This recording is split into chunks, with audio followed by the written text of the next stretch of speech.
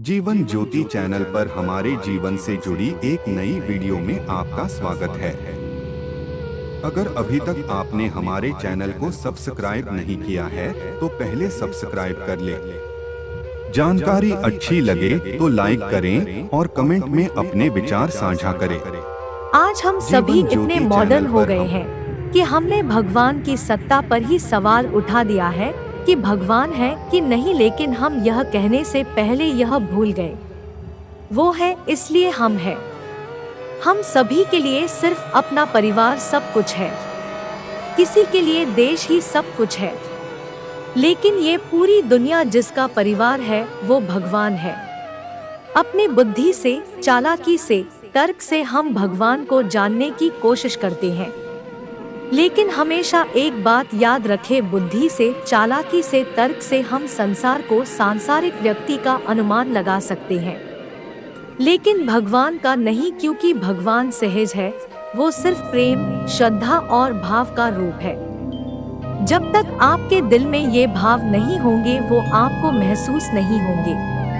आप ये बात दुनिया से मत पूछिए कि भगवान है कि नहीं, ये खुद अनुभव कीजिए। कोई न कोई पल ऐसा जरूर आपको याद आएगा जब किसी ने साथ नहीं दिया होगा, जब आप हार रहे होंगे, लेकिन आपके अंदर से ही एक शक्ति का अनुभव हुआ होगा जिसने आपको सही रास्ता दिखाया होगा और आपका साथ दिया होगा।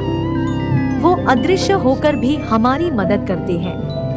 बस दुनिया की शोर में खुद के दिल की आवाज सुनना भूल गए और दुनिया के नजरों में खोकर उसके नजरों को देखना भूल गए। चाह अगर सच्ची होगी भगवान के प्रति तो वो आपको अपनी अनुभूति जरूर करेंगे। तुम्हारा उससे बहुत पुराना रिश्ता है। रिश्ता क्या, तुम जहाँ भी जाओ मन में एक अटूट विश्वास सा होता है, वो तुम्हारे साथ है। तुम्हें नहीं पता कि क्या रिश्ता है तुम्हार उनसे। बस एक बात हमेशा याद रखना, वो हम सभी की सच्ची मंजिल है, उनसे ही हम सभी का वजूद है।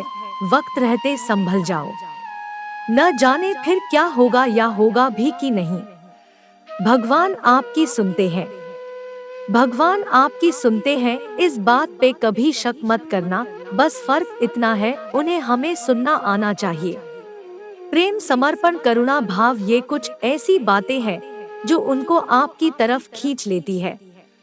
हम चाहे लाख बार उसका नाम ले, उसमें श्रद्धा और विश्वास नहीं तो उस नाम का कोई फायदा नहीं।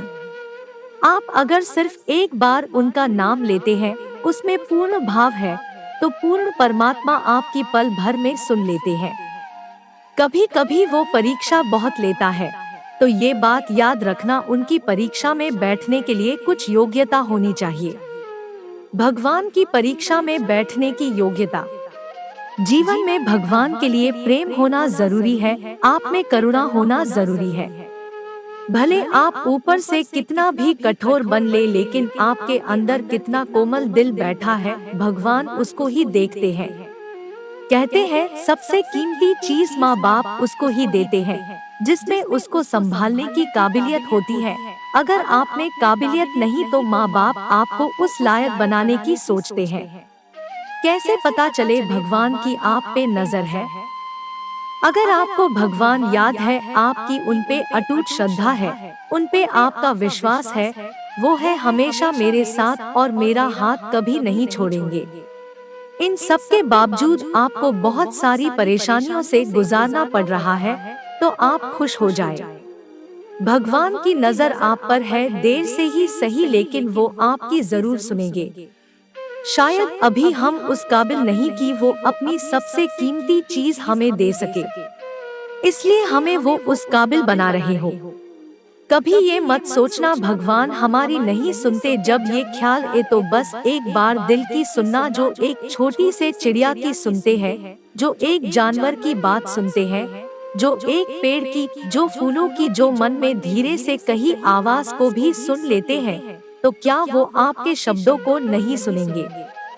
सुनते हैं पर कभी कुछ कहते नहीं और बिन बोले सब कर जाते हैं और तुम्हें एहसास तक नहीं होने देते। तेरे मेरे मिलने में केवल इन वक्त का फैसला है। कैसे करूं इस वक्त से शिकायत, क्योंकि केवल ये वक्त है जो मुझे आपसे मिलवा सकता हूँ। भगवान सबकी मन की जानते हैं। भगवान को कोई ढोंग और दिखावा पसंद ही नहीं है। मीरा जी जब भगवान कृष्ण के लिए गाती थी तो भगवान बड़े ध्यान से सुनते थे। सूरदास जी जब पद गाते थे तब भी भगवान सुनते थे। और कहाँ तक कहूँ, कबीर जी ने तो यहाँ तक कह दिया, चींटी के पग नूपुर बाजे वह भी साहब सुनता है। आप सोच सकते हैं कितनी से चींटी और कितने से नूपुर होंगे, फिर वो उसकी भी सुनते हैं। अरे जब आपको कोई दिल से याद करता है तो आपको पता चला जाता है, तो फिर क्या उनको पता नहीं चलेगा जिसने ये पूरा जहां बनाया है।